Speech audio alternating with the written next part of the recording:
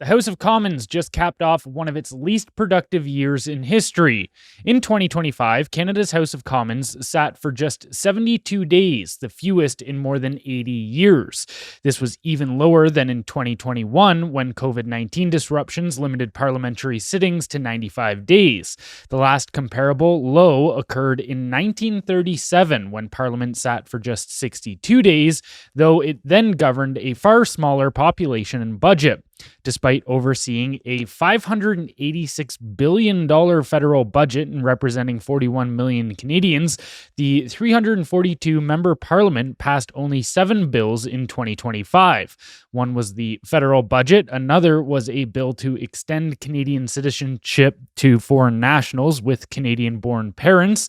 Another was the One Canadian Economy Act, which extended extraordinary powers to Prime Minister Mark Carney to exempt resource projects from environmental and other reviews. Much of the reduced sitting calendar was attributed to the prorogation of Parliament during the leadership transition following Justin Trudeau's departure in the subsequent federal election called by Prime Minister Mark Carney. So, how does a parliament overseeing a $586 billion budget with 342 MPs justify passing only 7 bills in a full calendar year? You can't justify it. There's no justification. You just hope that people don't catch on to what's happening here. You know, you just weaponize the media machine that you own against the National Post here in this case. But I mean, look, the Liberals have just sort of once again proved that they're a bloated, self-serving clown show, right? Like they're just squandering taxpayer dollars and basically doing nothing. And so I just for me, when I see things like this, I like to do a little math and be like, oh, because I just find those comparisons to just show you how stark these things are. So 72 days at $586 billion. And I know that the statistics I'm giving you don't directly correlate, but it's interesting to look at it this way. 72 days, $586 billion. So basically $8 billion a day that they sat. That's what they spent. Again, I know it's not exactly how it works. And then if you consider it by bill, that's roughly $80 billion per bill. And you look at the bills they passed, are your lives any better? Of course not. Of course they're not. I mean, like you said, the budget is ridiculous. Everybody complained about it, except for the fact they were able to convince enough people by basically duping them to vote for the bill. Then you've also got, like you said, the bill that just gives him more and more power. And it's funny because they like to point at Donald Trump and call him an authoritarian dictator king. But we're doing things that are far more egregious up here with our policy. We simply are, whether people want to see it that way or not.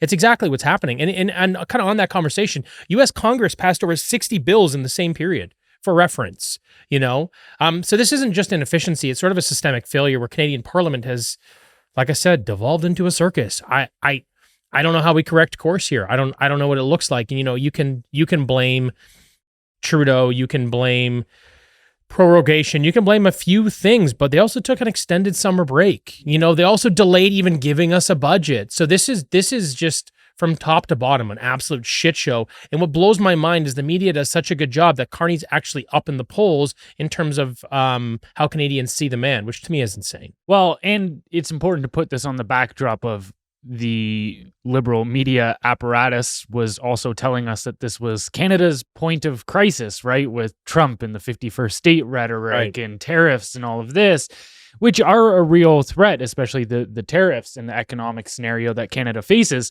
But you can't simultaneously say this is why you need to vote for us and have us in power because we're the adults here, but then also be like, we're not going to work. This is how, this is what we did. We're going to call in sick almost 300 days a year. Right. What? And then so I actually did a piece on this way back in May when this was during the height of the election and all of that kind of stuff. But throughout this entire time as well, like MPs are getting their salary, right?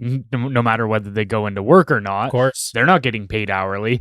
And so a base salary of an MP is $194,600. But then once you include taxpayer-funded perks such as housing allowances, travel reimbursements, in meal per diems, the real annual cost is closer to $322,000 per year for each MP.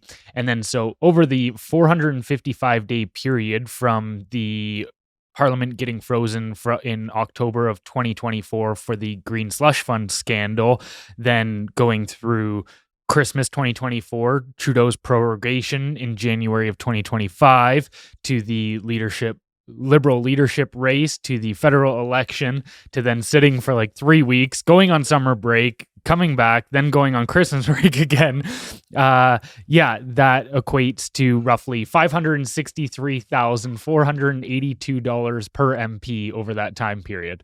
And they sat for 72 days. Yeah, $500,000. Yeah, so that's like it's like $8,000 a day. It's funny how the number keeps popping up. Yeah. That's the value we got out of them sitting per day. That's pretty good pay, dude. Good for you guys. And what's frustrating too is you look at a lot of the other bills that are in the pipeline, and they're all censorship bills. Mm-hmm. They're all national identity, like national digital ID bills. Mm-hmm. They're all things that no freedom-loving Canadian would ever want to have in place. And that's what's in the wings. That's what's coming down the pipeline. So I don't know, man. And how do you even make an argument for, say, the problems that Canada is facing, whether it comes to housing, whether it comes to affordability, groceries, geopolitics, all of this? We've also got Carney saying that, the head of the CAF saying that, we're ready for war and we need to be prepared and all of this kind of stuff.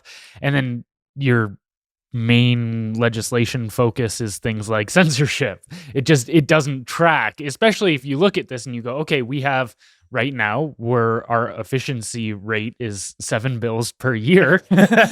So we have to prioritize our top 7 bills. And then it's like, hate speech bills in public, hate speech bills online, censorship bills, news apparatus, all this. Cutting off the internet. Yeah. They're tightening the border, which is actually another censorship bill, which is insane. You're just like, this is crazy. I don't know. You look at this and you just kind of go like, what a disaster this government has become and what a mess this country is. And, it's funny because people that are aligned with the Liberal government, they want to say more government, more power for the government, especially these people that believe in socialism. They think that for some reason the government should enforce this. But this is how they operate. Like objectively, this is the worst government we've had in nearly 100 years in terms of efficiency. Yet they still go, no, this is the guy. These are the people. This is it. This is what we need. It's like, are you paying any attention whatsoever? Obviously, the answer is no. But I think they're being manipulated by the media, really, in a large part. But I mean, still, like, what else do you need to see? Well, I think it comes down to the propaganda machine, and I do believe that of the free world, quote unquote, of the the democratic, the Western nations, what we think of as the free world, that Canadians are the most propagandized out of any country, whether it comes to America, whether it comes to Canada, UK, Australia.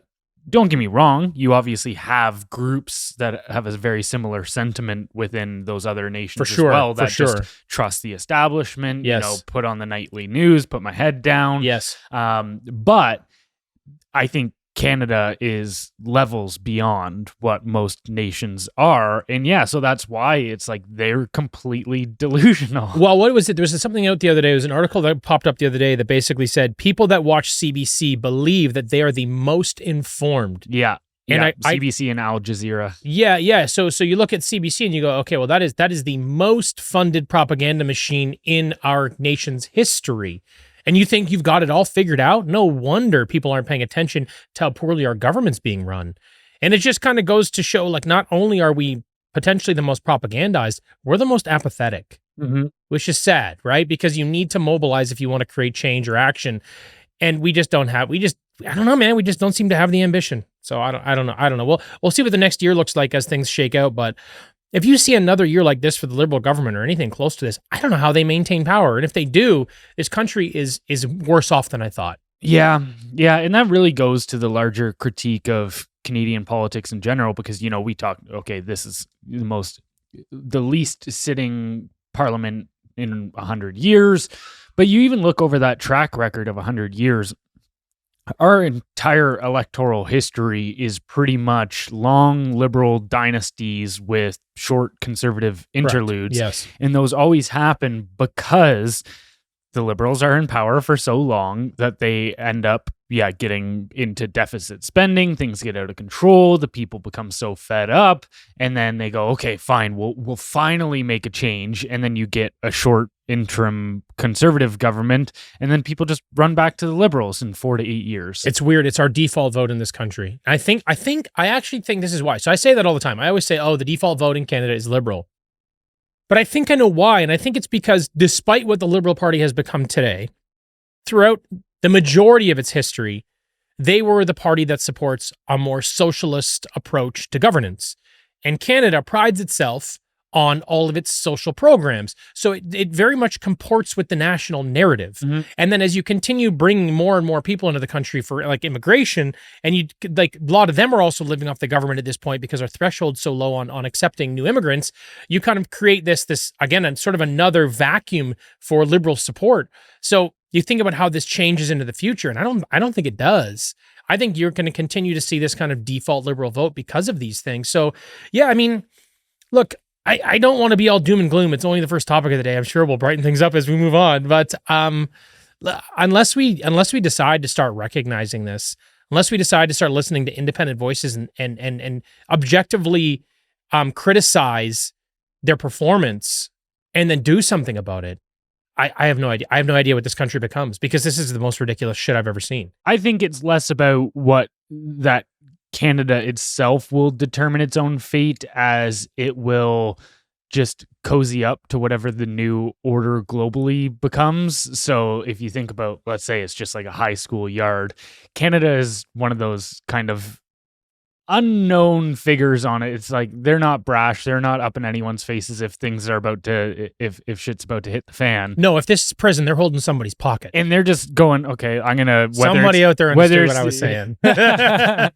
Whether it's the European Union, whether it's America, all of this kind of stuff, they just cozy up to where they feel like the cards are gonna fall.